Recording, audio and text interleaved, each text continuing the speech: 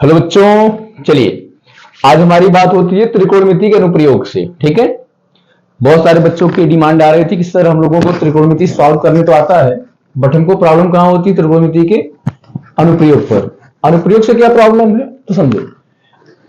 अनुप्रयोग में सबसे जल्दी जो दिक्कत आती है बच्चों को, दिक्कतें होती सबसे पहले कि हम साइन कब यूज करें, हम टेन कब यूज करें, हम कॉस कब यूज करें। ठीक, हमको ये नहीं समझ में आता कि साइन कब लगेगा, कॉस कब लगेगा और टेन कब लगेगा।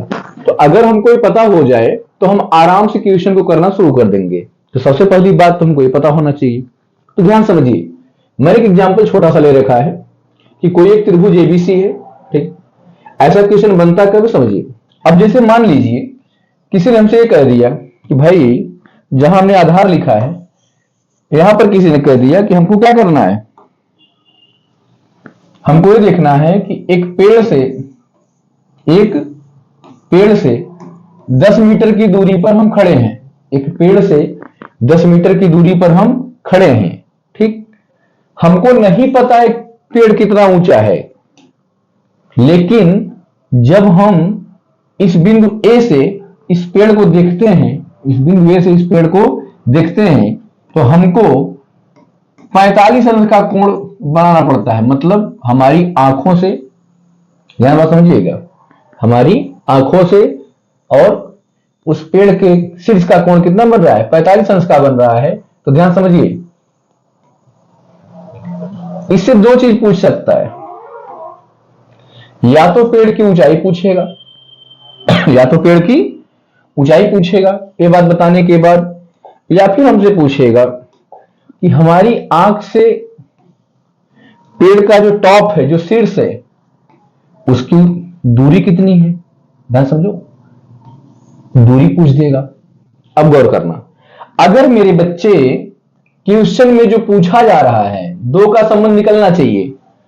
अगर इसके साथ ए पूछा जा रहा है तो ध्यान से बात समझो, अगर इसके साथ ए पूछा जा रहा है तो सिंपली हम क्या देखेंगे, ये हमारा क्या था, आधार था, ये क्या था, लंब था, और ये क्या था बेटा, कर्ण था। अब समझो, अगर आधार और लंब से रिलेटेड क्वेश्चन बन रहा है तो आधार और लंब हमारे पास कहां है, टेन के पास है। तो सिंपल सी बात है, हमारा क्वेश्चन किससे लगेगा, टेन से लगेगा। हम डायरेक्ट जाएंगे टेन थीटा पर। तो टेन थीटा इक्वल टू लंब बटे आधार। तो यहां थीटा की वैल्यू कितनी दी गई है, 45। कितना दिया है, 45। तो हम लंब बटे आधार, लंब कितना है, h है, आधार कितना है, 10 है। इसको सॉल्व कर देंगे, 10 45 1 इक्वल टू h अपान 10। 10 का मल्टीप्लाई करा लो, 10 मीटर। क्या आया बेटा इसका, ऊंचाई आ गई पेड़ की। बात समझे, क्लियर है। अब जरा देखना, अगर इसी क्वेश्चन से क्या कर दे, हमसे पूछ ले कि ये बताइए कि हम जहां खड़े थे वहां जो हमारी आंख है और जो पेड़ के ऊपर मान लो वहां कोई फल लगा है, इसकी दूरी कितनी है। ध्यान समझो, इसकी दूरी कितनी है। तो हमसे क्या पूछ रहा है, कर्ण पूछ रहा है। दिया क्या है, आधार दिया है। आधार और कर्ण से रिलेटेड कौन है बेटा, कॉस थीटा होता है। तो हम नॉर्मली लिखेंगे कॉस थीटा इक्वल टू आधार बटे कर्ण। तो अब जरा कॉस पे लगा के सॉल्व कर देते हैं, करें, आओ देखते हैं कॉस से क्या होगा। जैसे हम कॉस पे चलेंगे तो कॉस के अकॉर्डिंग हम चलेंगे तो कहेंगे कॉस 45 डिग्री, आधार बटे कर्ण, आधार कितना है 10, कर्ण को हमने क्या मान रखा है d। cos 45 की वैल्यू कौन बताएगा, बताओ भाई, cos 45 की वैल्यू पता है, गुड, 1/√2 बराबर 10 बटे d।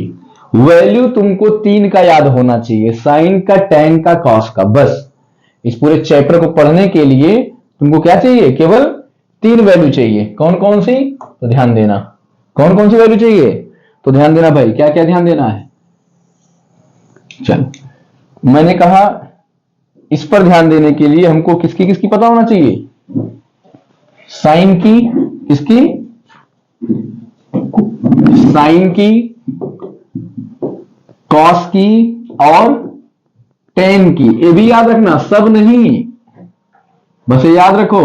कौन कहता तुमको पूरा ट्रिग्नोमेट्री का फार्मूला याद करना होगा, थोड़ा थोड़ा सा काम शुरू करो, काम हो जाएगा। चलो, ऊपर हमने थीटा रख दिया। ठीक बेटा, आ जाओ।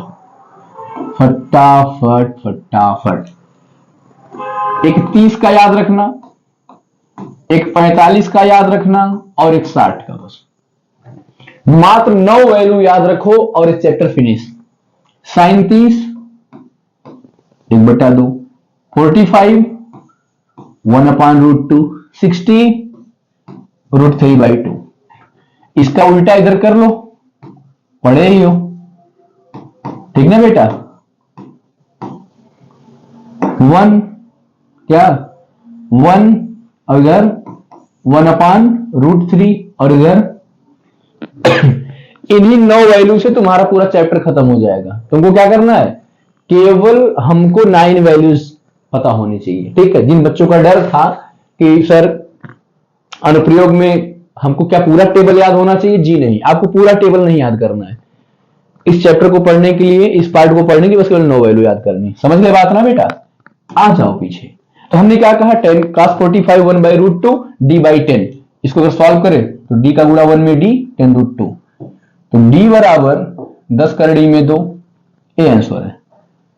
और अगर आंसर नहीं मैच कर रहा होगा, इतना लिखोगे तो गलत नहीं कर सकता, तो कर d में 2 का मान लिखकर 10 से गुणा कर देना। वैसे अक्सर इस चैप्टर में पॉइंट में आंसर लाने की जरूरत नहीं होती है। मोस्ट ऑफ द टाइम आप देखेंगे तो आंसर आपका रूट में ही मिला रहेगा।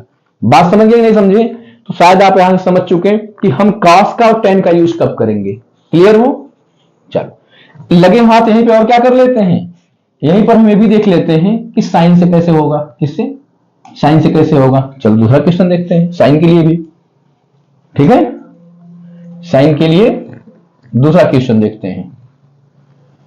चलो इनको दूर कर देते हैं, ठीक बेटा।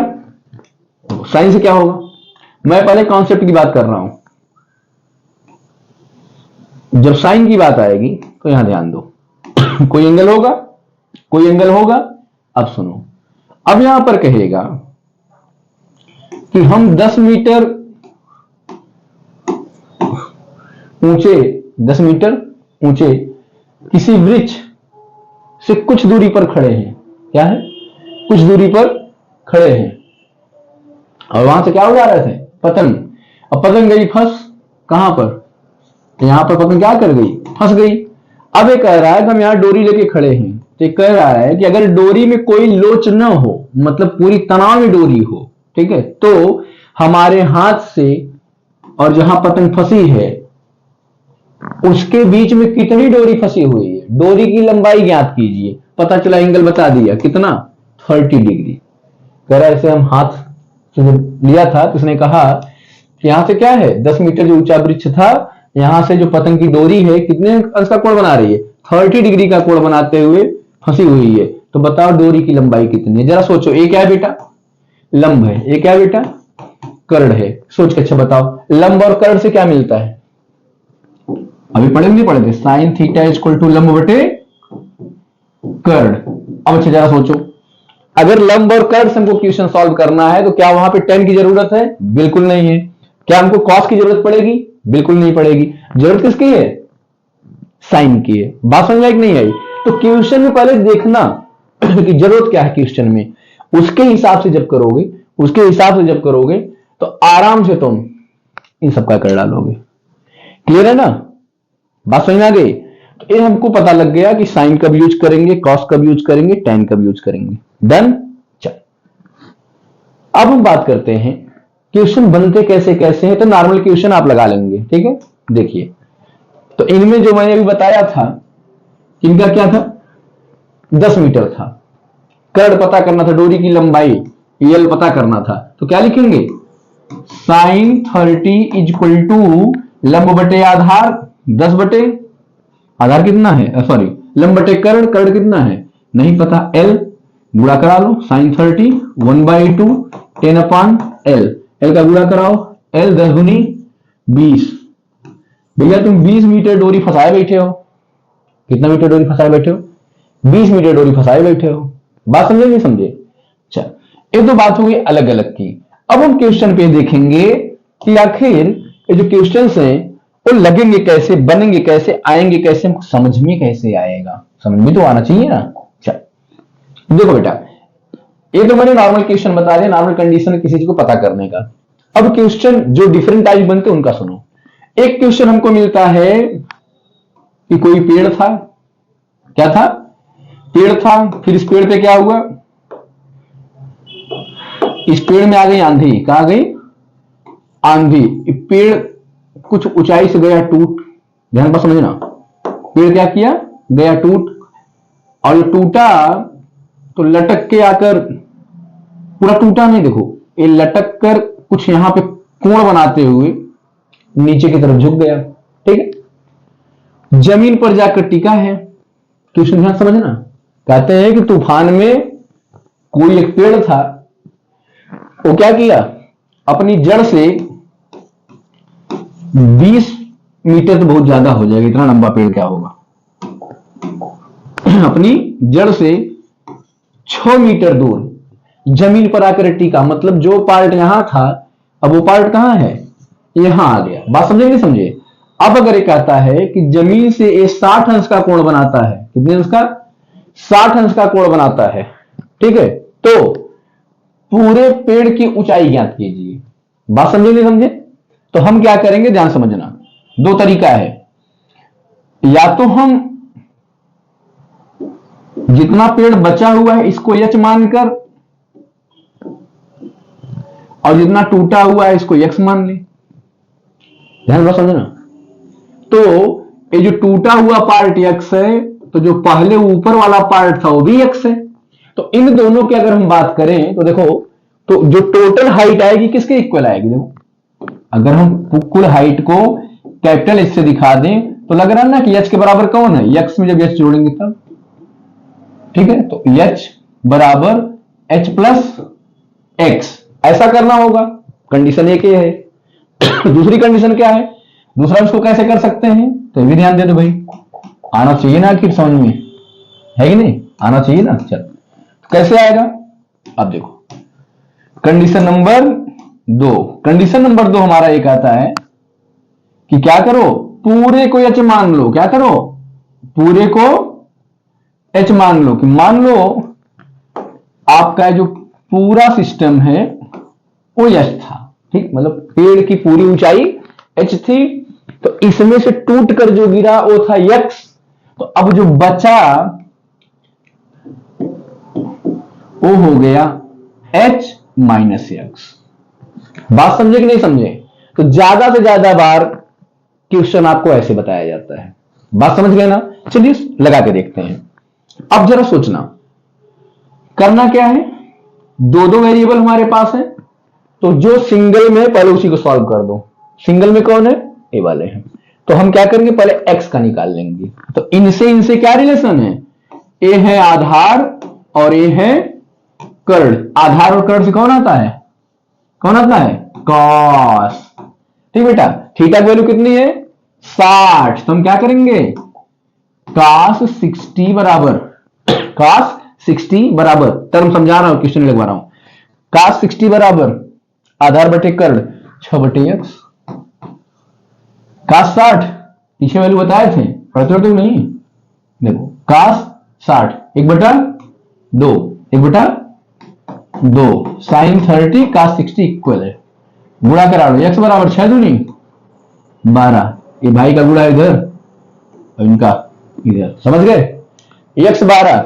अब जब एक्स 12 आ ही चुका है तो अब इनसे इनसे रिलेशन ले लो, इनका क्या रिश्ता है, ये रिश्ता क्या कहलाता है, ये रिश्ता कहलाता है आधार और लंब का tan, क्या कहलाता है, tan कितना 60, tan 60 बराबर लंब बटे आधार, लंब कितना बेटा h माइनस एक्स, तो एक्स का मान ये रख सकते हैं, स्टेप वाइज ही कर रहे, फटाफट सिखा दे रहे कैसे करना है। h माइनस 12, बाद में क्वेश्चन बताएंगे तब आराम से कराएंगे, h माइनस 12 अपान में 6 हुआ लंब बटे आधार, tan 60 की वैल्यू याद है ना, देख पीछे देखो, या tan 60 कितना है, करड़ी में 3, h माइनस 12 बटे में 6, गुणा करा लो, 6 करड़ी में 3 माइनस 12 था, इधर आके क्या हो जाएगा प्लस 12 बराबर h। अगर किताब में क्वेश्चन होगा इसका आंसर आएगा 6 करड़ी में 3 प्लस 2h, ठीक है, ऐसा दे देगा। अगर ऐसा नहीं देगा तो परेशान मत होना, ये 6 है ही, 6 रहने देना, केल्विन 3 का मान रख देना, 1.732 होता है, 7 3 तक रख के छोड़ दो, प्लस 2 2 1 3, तो 6 गुणे 3.73, 3 6 18, 3 7 21, 1 22, 3 का 9, 9 2 11, 11.28 मीटर। बात समझ गए क्या? गलत हो गया यार, 6 3 18, 18 2 20, 18 2 20, ठीक है, क्लियर है? 6 3 18, 6 7 42, हो ज्यादा मिस्टेक हुआ, 6 3 18 1, 6 7 42, 1 43, 4, 6 3 18 4 22, 22.38, क्लियर है? ये क्या हो गया? इनका आंसर आ गया कि भाई ये जो सिस्टम है उसकी कितनी है वैल्यू आ गई, किसकी? ध्यान बात समझो, h की, तो इसकी हाइट आ गई 22.38, ठीक है? ऐसा क्वेश्चन मिलेगा, अभी क्वेश्चन देंगे इसमें होमवर्क के रूप में, आराम से करना। तरीका समझ में आया कि नहीं आया? पक्का ना? कि हमको क्या करना है, अगर ऐसा कोई तूफान में टूटा हुआ पेड़ है तो हम आराम से पेड़ की ऊंचाई निकाल लेंगे। अगर ये पूछता कितने दूरी पर गिरेगा, तो इसमें से एक दिया होता, या तो ए या तो ए, निकालना मैं सिखाया हूं, क्लियर ना? नेक्स्ट टाइप सीखते चलो। अब एक टाइप और आता है, जानते हो क्या आता है? एक टाइप ये आता है कि कोई एक मीनार है, ठीक, मीनार से हम कुछ दूरी पर थे, कंडीशन समझना, कुछ दूरी पर थे, ये रास्ता है, दो बातें यहां आती हैं, एक पॉइंट ए, एक पॉइंट बी, एक पॉइंट सी, मान लो डी। एक कहते हैं कि कोई एक मीनार सीढ़ी है, अगर हम ए पर हैं, कहां हैं? ए पर हैं, तो हम क्या करते हैं, अगर हम ए से बी की ओर आते हैं, ध्यान समझो, तो किसी के जितना पास जाएंगे हम, उतना ही क्या होगा, हमारा एंगल ऑफ एलिवेशन, जो उन्नयन कोण है वो बढ़ता चला जाएगा, ठीक है? उन्नयन कोण बढ़ता चला जाएगा, और जितना दूर जाएंगे उन्नयन कोण घटता चला जाएगा। बात समझे नहीं समझे? जैसे कि तुमको किसी बिल्डिंग को या किसी पेड़ के पास जाके फल देखना है, जो पेड़ के पास जाओगे तुम्हारी मुंडी उठती चली जाएगी, और दूर जाओगे तो नीचे होता चला आएगा। तो ध्यान देना, जब कोई ए से बी की तरफ आएगा, मतलब अगर मीनार की तरफ आएगा, तो याद रखना यहां बहुत कंफ्यूजन होती है कि कौन सा कोण बड़ा करें। मैंने क्या कहा, जब मीनार की तरफ आएगा, मीनार के पास जाएगा, तो जरा सोचो ऐसे बनाकर, ए वाला और ये वाला, तुमको कहां से ज्यादा लग रहा है कि उठाना पड़ रहा है मूड़ी, तो यहां ज्यादा मूड़ी उठाना पड़ रहा है, यहां से कम, समझ गए? तो हमने यहां पे क्या देखा, अगर एक आता है कि कोई मीनार है, कोई एक व्यक्ति ए पे खड़ा है, ठीक है, ए से कितने अंश का कोण बना रहा है, समझो, ये कह रहा है ए पे खड़ा होकर देख रहा है, तो इसको 30 अंश का कोण बना रहा था मीनार की चोटी को देखने में। लेकिन जैसे ये मीनार की तरफ 10 मीटर चलता है, कितना चलता है, 10 मीटर चलता है, तो 10 मीटर चलने पर क्या होता है, जब हम 10 मीटर इधर चलते हैं, तो इधर चलने के बाद ये कहते हैं कि कोण कितना हो जाता है, 45 अंश का हो जाता है। कितने का हो जाता है बेटा?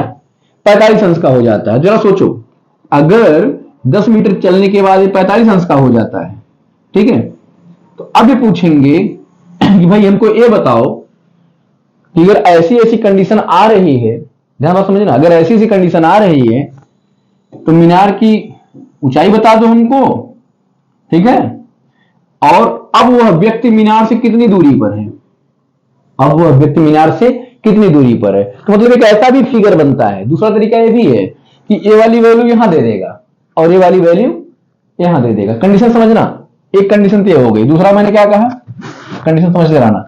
दूसरा ये है कि सेम फिगर बनेगा, क्या करेगा, सेम फिगर बनेगा, ऐसे रख लो कोई नाम एबीसी। अब ध्यान देना, इस बार यहां वैल्यू देगा कि 10 मीटर दूरी से देख रहा था तो 60 अंश का कोण बना रहा था।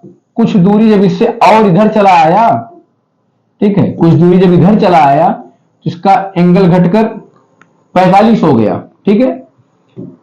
मीनार की ऊंचाई बताओ और वह व्यक्ति मीनार से कितनी दूर गया, मतलब मीनार से और कितनी दूर गया, 10 मिनट पहले खड़ा था, या अब मीनार और व्यक्ति के बीच की दूरी बताइए। तो जब दोनों के बीच की बतानी होगी 10 मिनट जोड़ लेंगे, ऊंचाई बताना है कर लेंगे। कंडीशन 2 होगी। तीसरी कंडीशन समझो, तीसरी कंडीशन यह है जिसमें देखो फिगर सेम बन रहा है, कंडीशन चेंज हो रही है।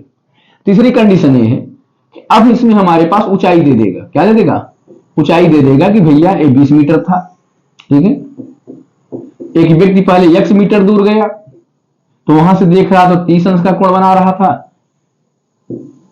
कुछ देर वहां खड़ा होने के बाद फिर कुछ दूर और गया तो वहां से जो इसका, अच्छा यहां पहले बड़ा करीब हो नहीं पाएगा, यहां पे 60 अंश का कोण बना रहा था, कुछ दूर और आया तो 30 अंश का बनाने लगा, ठीक है।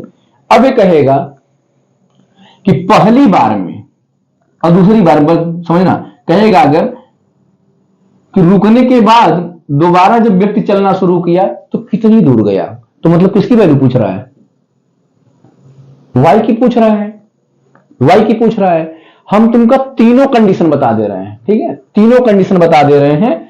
कॉन्सेप्ट का वीडियो है, जानते हो मैं, अगर मुझे बच्चे जानते हुए फेमस हूं मैं क्या करने के लिए, सिखाने के लिए, क्वेश्चन लगवाने में मैं बहुत मतलब को अपने आप को अच्छा नहीं महसूस करता। मैं बताऊंगा, तुम करना, तुम कमेंट करना, जो क्वेश्चन नहीं आएगा हम बता देंगे, ठीक ना। तो पहले सीखो, अगर वाकई पढ़ रहे बेटा पहले सीखो। देखो अब यहां ध्यान देना, इसमें सबसे खास बात ट्रिक बता दे रहा हूं चाहे जितना बड़ा फिगर बना करे, जिस फिगर के पास सबसे पहला ट्रायंगल बन रहा हो समकोण वाला, उसी को हम लेंगे। इसमें देखो सबसे पहला कौन बन रहा है, ए। इसमें सबसे पहला कौन बन रहा है, ए। तो सब में सबसे पहला कौन बन रहा है, ए। तो हमारा शुरुआत यहीं से होगा। बात समझे, समझे? चलो तो हम पहले वाले कंडीशन पर चलते, ध्यान समझना, नहीं तो आएगा नहीं अब आएगा क्यों नहीं, बट ध्यान समझना। h और x गिनती चक्कर मत पढ़ना, गिनती कहां दिया है, गिनती चक्कर पढ़ो तो नहीं आएगा, पहले एक का समझ लो। अब फिगर में जब पूरे को लिया करो दोनों को जोड़ लिया करो, इसे पूरा लेंगे तो 10 प्लस एक्स, यहां पूरा लेंगे तो क्या हो जाएगा x प्लस वाई, यहां पूरा लेंगे तो क्या हो जाएगा 10 प्लस एक्स। बात समझ गए? चलो तो हम पहले को सॉल्व करते हैं कंडीशन को। x और s दिया है 10, और फटाफट देखना 10 45 अंश बराबर लंबटे आधार h अपान x, इसका वैल्यू होता है 1, तो 1 बराबर h अपान x, तो x बराबर h, ठीक है, एक समीकरण बन गया। अब इसका दूसरा कंडीशन देखो, जब पूरे में जाएंगे त्रिभुज ए सी डी में, अब ए बी सी में नहीं, मतलब डी बी सी में नहीं, ए सी और डी में, तब क्या होगा। अब देखो हमारे पास जब आधार लेंगे, अब हमारा त्रिभुज यहां से यहां तक का है, जब आधार लेंगे 10 प्लस एक्स लेंगे, ठीक है। अभी तक हमने क्या लिया था, केवल एक्स लिया था, और लंब वही है, तो हम फिर क्या लिखेंगे, फिर 10 पे आएगा कि 10 45 इक्वल टू क्या, सॉरी 30 है, अब कितना है 30 है, कितना है 30 है, तो 10 30 इक्वल टू कितना, लंब बटे आधार h बटे आधार, अब कितना लेंगे 10 प्लस एक्स, ठीक है। अब यहीं पे ध्यान देना, जैसे ऐसे आता है तो एक की वैल्यू रख दो, x बराबर h था, समीकरण 1 से क्या लिख देंगे, समीकरण 1 अगर इसको मान लेंगे तो इससे लिख देंगे x बराबर h, तो x यहां क्या लिख देंगे h, और ये कितना होगा 10 30 मतलब 1 अपान रूट 3, 1 अपान रूट 3। बात समझ में आई? तिरछा गुणा कराओ तो आ जाएगा 10 प्लस, देखो 10h का मल्टीप्लाई कराओ 10 प्लस h, रूट 3 का गुणा h में कराओ रूट 3h। बात समझ में आई? h को उधर लेके चले जाओ, 10 हमेशा ध्यान देना, उधर लेके चले जाओ root 3h minus h, h common बेटा, root 3 minus 1 10, h equal to 10 upon root 3 minus 1। ऐसा आंसर नहीं देगा, जब भी कभी रूट हर में दिखाई देगा तो क्या कर लेना, परमेयीकरण कर लेना, तभी आंसर आएगा, नहीं तो आएगा नहीं।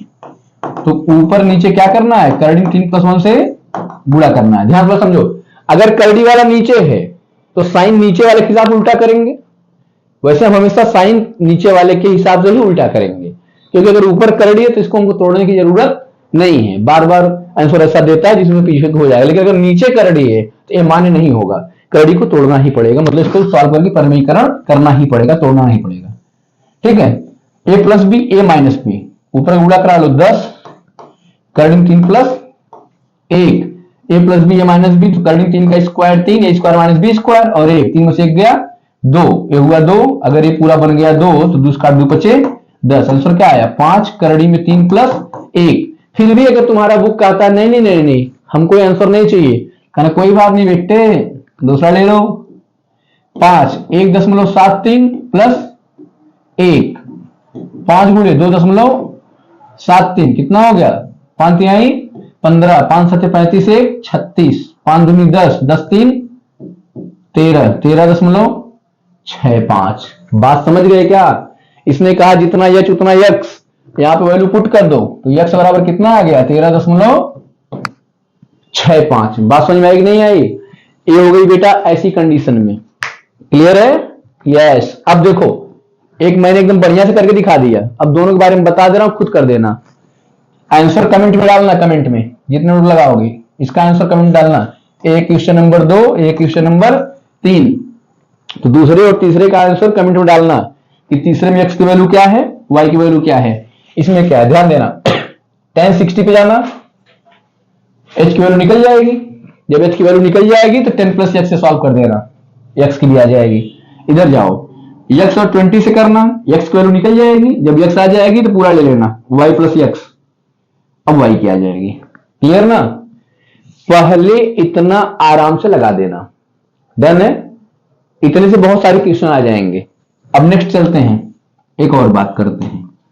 अगला टॉपिक क्या है? बात समझ आ रही है अच्छे से? अगला क्या बेटा? अगला क्वेश्चन एक ऐसा हमारे पास आता है, हम मोस्ट ऑफ द क्वेश्चन बता दे रहे हैं, फिर जो रहेंगे वो करवाएंगे आगे। ठीक है, चलिए अब शुरुआत क्या करनी है दूसरे की। अब एक ऐसा आता है कि एक रहेगा पेडेस्टल, मकान, कुछ भी रहेगा, इसके ऊपर मूर्ति लगी रहेगी। क्या लगी रहेगी? एक कोई मकान, पेडेस्टल, पहाड़, कुछ भी रहेगा, उसके ऊपर क्या लगी रहेगी? मूर्ति लगी रहेगी। तो जरा ध्यान देना, इसके ऊपर फिर मूर्ति लगा देते हैं नई सी। अब जब इसको लगाते हैं, ठीक है, मतलब टावर है, मूर्ति है, चिमनी है, ऊपर निकली, घर में कुछ भी हो, जब इसको लगाते हैं तो एक ही जगह खड़े रहते हैं। ठीक है, यहीं से कहते हैं कि यहां से टावर के पाद एक वर्ड आता है। पाद मतलब होता है इसका रूट, मतलब इसका नीचे का पार्ट, इसका जड़, पैर जिसको कहते हो। पाद का मतलब पैर होता है। तो इसका जो पैर है, जहां वो खड़ा है टावर बिल्डिंग के ऊपर, वहां का उन्नयन कोण, उन्नयन मतलब ऊपर की ओर, अवनमन मतलब नीचे की ओर। जब ऊपर से चढ़ के नीचे की ओर देखोगे जो कोण बनेगा अवनमन हो जाएगा, और ऊपर तरफ देखोगे तो उन्नयन हो जाएगा। अब समझो, तो यहां दो वर्ड बताते हैं। तो कभी कभी क्या करते हैं, ऊपर से वही बात बता देते हैं। तो याद रखना, उन्नयन कोण हमेशा अवनमन कोण के बराबर होता है। क्यों बराबर होता है? नीचे का पार्ट ऐसा होता है, ऊपर जब भी देखोगे सीधे देखोगे। अगर यहां से तुम लटक के भी ऐसे देखोगे तो जरा ये देखो, एकांतर कोण है, ये क्या हो जाएंगे? बराबर हो जाएंगे। समझ गए ना? हाँ, मैथ को एकदम अच्छे से समझ लो, हम समझाने वाले हैं। हो गया? अब देखो, अब इसमें से क्या करेगा, दो में से किसी एक की ऊंचाई दे देगा। मान लो कह दिया कि भाई 10 मीटर ऊंची कोई बिल्डिंग है, कई तल्ला की, कई तल्ला मतलब वही दो तल्ला, 3 तल्ला, ठीक है। और इस पर क्या हुआ, कोई एक नया आइटम लगा हुआ, टावर, ठीक। और यहां बता दिया कि पहले हम देख रहे थे 45 अंश का कोण बनता था, और अब देखते हैं तो 60 का बनने लगा। भाई ऊपर देखेंगे तो नटाई थोड़ी और गर्दन अपनी थोड़ी उठानी पड़ेगी ना। अब तुमसे पूछ लिया, बताओ बंदा खड़ा कहां है, ट्रिक बताऊंगा, बस करना तुम। ये बंदा खड़ा कहां पर है? ये हो गया क्वेश्चन नंबर 2, हमने यहां पे दिया 2 और 3 दिया था, जो भी दिया था, चौथा इसको मान लो। आंसर ऐसे देना, एक कह दिया कि एक्स डिस्टेंस पे खड़ा है, वहीं से देख रहा था। अब पूछेगा बताओ मकान से आदमी की दूरी बताओ और टावर की ऊंचाई। तो सिंपल सा मेथड है, हम जो नीचे जोड़ते थे अब वही क्या करेंगे, ऊपर जोड़ेंगे। जब हम पूरे का काम करेंगे, ट्रिक वही है, सेम ट्रिक। सबसे पहले छोटे वाले को लेंगे। छोटा ट्राइंगल कौन है? ये नीचे वाला। खोजा करो छोटा कहां, पहले वही क्वेश्चन शुरू करेंगे। तो x और 10 कैसे जुड़े हैं? tan से लग रहा है जुड़े हैं। तो tan 45 इक्वल टू कितना, 10 अपान 10 मीटर मान लो भैया, 10 मीटर, 10 मीटर अपान x। tan 45 मतलब 1, तो 1 इक्वल टू 10 अपान x, तो x इक्वल टू 10 मीटर। समझ गए बात को? चलो, x 10 मीटर, x तो हो गया। अब h की जब बात करेगा, जो हाइट है टावर की, तो दोनों को लेंगे 10 प्लस h। अब क्या करेंगे, फिर वही बात, लेकिन किस पर? 60 पर, क्योंकि अब कोण यहां से यहां तक हो रहा है। तो अब क्या करेंगे, tan 60 इक्वल टू क्या, 10 है लंबटे आधार, लंब कितना है 10 प्लस h, आधार कितना बेटा x। अभी x हम निकाल चुके हैं 10, तो हम लिखेंगे 10 plus h upon 10 root 60, sorry 10 60 root 3, ठीक, गुणा करा लो। तो आएगा 10 रूट 3 बराबर 10 प्लस h, h है ये 10 को इधर ले लो, 10 माइनस में, और ये 10 प्लस कर 3 पहले से है, बराबर h, 10 कॉमन, तो क्या हो जाएगा 10 कॉमन होगा करड़ी में 3 माइनस 1 बराबर h, फिर वही मान रख दो, करड़ी में 3 का मान रख दो, कितना आता है, अभी इसे रहने दो, जब लास्ट निकालना होगा मान रख देना, ठीक है, हो तो गया है, ये x आ चुका है, x निकालना, डायरेक्ट वैल्यू रख दो, इतना भी आंसर हो सकता है, या फिर रूट 3 की वैल्यू रख दो, क्या रखोगे 10 रूट 3 मतलब क्या बताया थी जी 1.73, ठीक है, और माइनस में 1, तो हो जाएगा 10, ये कट के आएगा 0.73, गुणा करा दो 7.3। बात समझ में आ गई क्या? तो ऐसे भी जब कोई क्वेश्चन बनेंगे तो याद रखना 3 पार्ट में से एक पार्ट दिया रहेगा, 2 पार्ट पूछा जाएगा, कंफर्म होना। अब तो कर ही लोगे, पिछले से बताया तो वैसे कर लेना इसको भी, तो हम तो खुद ही करा दिए, तो क्या करोगे इसमें। नेक्स्ट चले बेटा, चल ये हो गई हमारी बात। अब हम आगे बढ़ते हैं एक और लेक्चर पर। इसमें क्या है, अब यही लास्ट है आज का, इसको बता दे रहा हूं, फिर अभी मैं पूरा क्वेश्चन एक एक करके दिखाऊंगा, सारे क्वेश्चन आप करके भेजेंगे, नहीं आएगा तब बताइएगा, ठीक है। दे कॉन्सेप्ट रेडी हो? चल अब एक क्वेश्चन आता है कि एक बंदा कोई है यहां खड़ा है, अभी बंदा नहीं खड़ा, एक बिल्डिंग है भाई, कोई भवन है,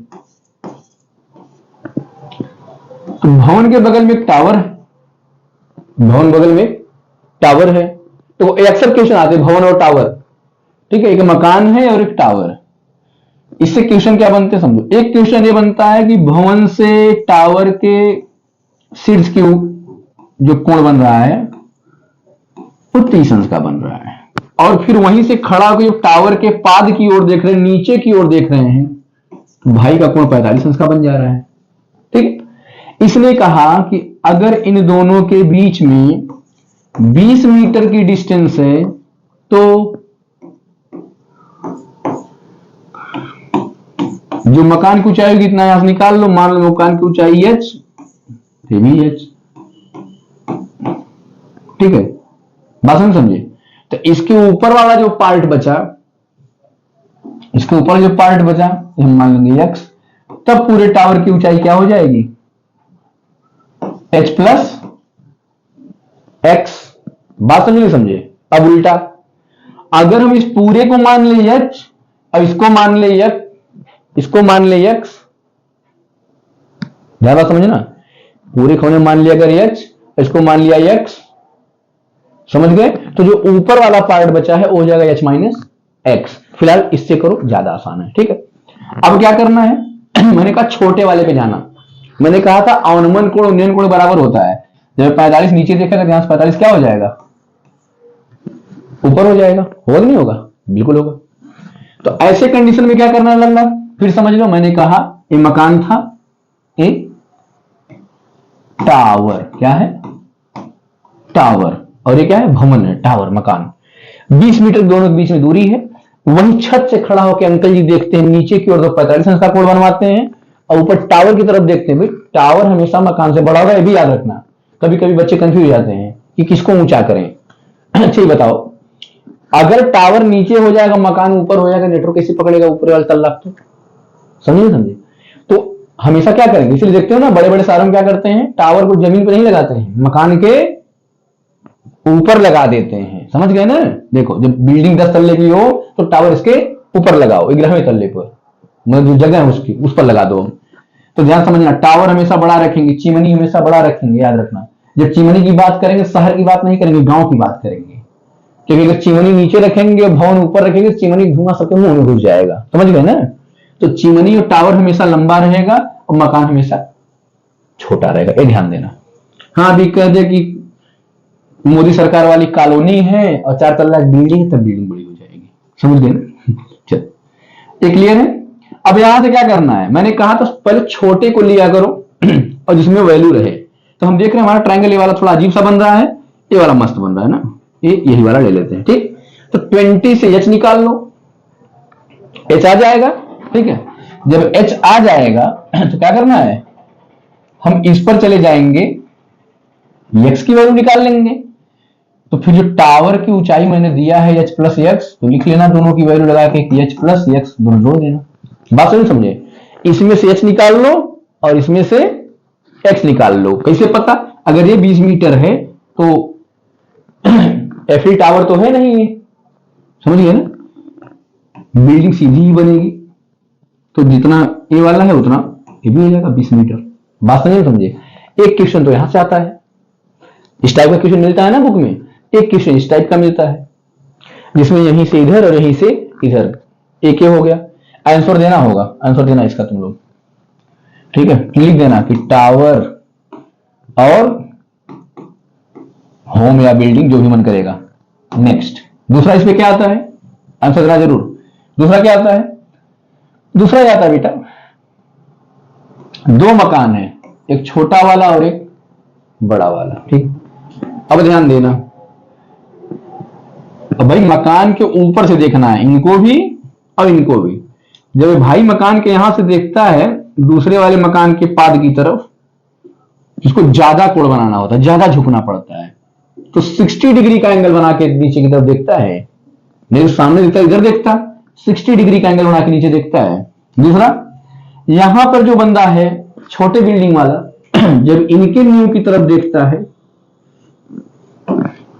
जब इनके न्यू की तरफ देखता है तो इसको थोड़ा कम कोण बनाना होता है, 45 अंश कोण बना के देखता है। ठीक है, अब ध्यान देना, अब यहां दे दिया या तो दूरी देगा या तो दोनों मकान में से किसी एक का हाइट देगा। अगर ये कह दिया कि लो भैया ये वाला मकान 50 मीटर का बड़ा ऊंचा मकान है, कितना बड़ा बिल्डिंग है, 50 मीटर की बिल्डिंग है, तो छोटी वाली बिल्डिंग और दोनों बिल्डिंग के बीच की दूरी बताओ। देखो कितना आसान दिख रहा है ना, और जब ऐसा ट्रायंगल बनाकर तो अलग अलग वैसे दिख रहा है, तब छोटे बड़े पे जाओ चाहे जिससे जाओ, लेकिन अच्छी बात तब ये है कि उस ट्रायंगल में पहले जाना जिसमें एक वैल्यू पता हो। तो इसमें तो कोनो वैल्यू नहीं पता है, लगाने के हाथ में लगा देंगे, लेकिन इधर से जाओगे डायरेक्ट मान रखते आंसर आ जाएगा। नहीं समझ गए, इधर से जाओगे पहले समीकरण बनाना पड़ेगा, फिर यहां से मान निकालना होगा, फिर रखना पड़ेगा। देख लो, दिखा दें, नहीं क्या दिखाएं, चलो इससे क्या निकल जाएगा, यक्स, तो कौन सा एंगल लेंगे, 60 था तो भी 60 और ये 45 था तो भी 45, तो 60 वाले से क्या निकाल दो, देखो इससे क्या निकाल दो, x, देखो आधार है कर्ण, आधार है लंब, क्या होगा tan 60 बराबर लंब बटे आधार, करड़ी में 3 गुणे x बराबर 50, x बराबर 50 बटे करड़ी में 3। कभी मत कहना बहुत बड़ा क्वेश्चन बहुत कठिन है, मजा आ गया होगा तो लिख देना कमेंट में मजा आ गया गुरुजी, और आंसर तो जरूर दे देना, और जो जो क्वेश्चन पूछना होगा वो भी बता देना, चाहे जिस बुक एनसीईआरटी में होगा क्वेश्चन नंबर डालोगे तभी बता देंगे। ठीक है, अभी हम क्वेश्चन देंगे। ठीक है, एक ना x = 50/√3। अब बस क्या करना है, ये वैल्यू यहां रखनी है। अब इसका निकालो, tan 45, तो tan 45 बराबर एक होता है लंब बटे आधार h बटे x, 1 h x 50 बटा √3, तिरछा गुणा करा दो मेरे लाल, 50 बटा √3 बराबर h, ऊपर नीचे √3 का गुणा हो जाएगा 50, यहां लिखो गुणे करनी में 3, गुणे करनी में क्यों रैशनलाइज कर रहे हैं, परमीकरण हो गया 50 करनी में 3 बटे 3, न मन लग रहा हो तो भाग देके करनी 3 का मान रख देना, समझ गए ना। वैसे ऐसा भी आंसर मान्य है। बात समझ आई कि नहीं आई, ऐसे क्वेश्चन को ऐसे उड़ा लेना, तो मोस्ट ऑफ द टाइम इतने क्वेश्चन आते हैं। लो एक और याद आ गया, याद की क्या अभी बहुत है, बट ज्यादा जो कर सकते हो कर लेना। अब खाली क्वेश्चन बताएंगे। अब देखो लास्ट है इसका, एक क्वेश्चन आता है ऐसे कि एक लड़का है, ये पता चला 1.5 मीटर ऊंचा है, 2 मीटर ऊंचा है, 3 मीटर ऊंचा है। लड़की की ऊंचाई जब देगा उसके आंख से जब एंगल जब डिफाइन कर दे, मतलब एक्सप्लेन कर दे कि आंख से एंगल बन रहा है, तो अगर हम इतने बड़े हैं, एंगल यहां से बन रहा है, हमारे सामने कोई पेड़ खड़ा होगा, तो मेरे भाई पेड़ की भी इतनी ऊंचाई कम हुई कि नहीं हुई? तो याद रखना, जब कभी ऐसे में हाइट निकालने के लिए देगा, ठीक है, जब ऐसे में हाइट निकालने के लिए देगा, तो यहां याद रखना, अब एच नहीं मानोगे, अगर पूरे की हाइट निकालनी है, अगर यहां पर मान लो लड़के की लंबाई m है, लड़के की लंबाई m है, तो जब यहां से क्वेश्चन बनेगा ना, तो ये जो पार्ट बनेगा वो h माइनस एम हो जाएगा, ये ध्यान देना, तब तुम्हारा h सही आएगा। अगर h यहां से मानोगे, बात नहीं समझे, h तो मान लिए, लेकिन अगर केवल h की वैल्यू याद रखोगे तो गलत हो जाएगा। क्यों? क्योंकि एंगल यहां से बन रहा है, इतना लंबाई इसमें क्या है, ज्यादा है, तो हमको बताना पड़ेगा हम जहां क्वेश्चन लगा रहे हैं वो इतना हाइट छोड़कर लगा रहे हैं। बात समझे नहीं समझे? जब भी फिगर बनाना ऐसे बनाना, अगर इसने कहा कि 1.5 मीटर का लड़का है, तो हम यहां लिखेंगे कि लड़का कितना है, -1.5 है। अब समझे नहीं समझे? समझ गया ना? अब यहां जो भी कोण देगा 30 अंश 45 अंश 60 अंश लिख लेना, यहां जो भी दूरी देगा लिख लेना, अब एच का वैल्यू निकल जाएगा आराम से। नहीं तो समझ गए? अब हमको अगर यही करना है तो हमने लिख दिया -1.5, तब लिख देंगे कि tan 30 अंश बराबर लंब बटे आधार, तो अब एच नहीं लिखेंगे, h -1.5 बटे 15। बात समझे नहीं समझे? 1/√3 h -1.5 अपान में, ये माइनस नहीं लगा रहे हैं गुरु, 15 गुणा करा लो बेटा, 15 करड़ी में 3 और h -1.5, ठीक है। इसको सॉल्व करना, यहां से h की वैल्यू आ जाएगी। क्लियर है? चलो अब क्वेश्चन देख लो फटाफट, कौन कौन से क्वेश्चन करने हैं, ठीक है। एक क्वेश्चन आपका ये है, ठीक है, रोक रोक के बढ़िया से क्वेश्चन नोट कर लेना। डन है? चलो एक क्वेश्चन ये है, क्वेश्चन रोक कर लेना। दूसरा क्वेश्चन देखो, दूसरा क्वेश्चन ये कर देना, आंसर दे देना, ठीक बेटा? हाँ, पॉज करके रोक लेना आराम से। तीसरा क्वेश्चन देख लो, इस पर क्या लिखा इससे नहीं मतलब, बस क्वेश्चन देखते चलो। ये 2-3 जो लिखा तुम्हारे एनसीईआरटी की बुक के हिसाब से है, एनसीईआरटी का क्वेश्चन है, और इसको जो पूछना होगा अलग से पूछ लेगा। ये देखो क्वेश्चन तुम्हारा, यहां पर मैंने टाइप सब कवर करने का प्रयास किया है, और आई होप मैं 90% से कवर भी कर दिया हूं, because I am getting late. फिर भी विश्वास है जितना मैंने बताया, जिन लोगों ने पढ़ रखा है, क्वेश्चन खत्म हो गया, अभी तो वो है जो मैंने आज पढ़ाया, ठीक है। सारी चीजें एक एक करके जहां से मन करेगा काट कर लेना, ओके, ठीक है। Best of luck, take care, question solve करके लाना, ठीक है।